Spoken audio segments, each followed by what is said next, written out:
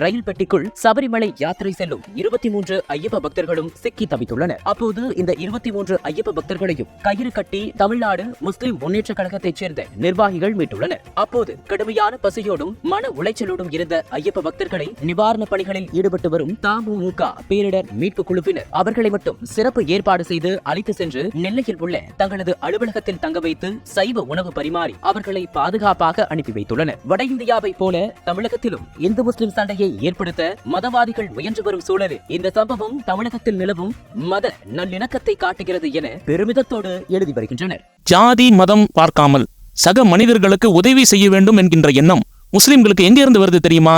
திருக்குறான்ல இறைவன் சொல்லி காட்டுறான், இறைவன் உனக்கு உபகாரம் செய்ததை போன்று நீயும் சக மனிதர்களுக்கு உபகாரம் செய்.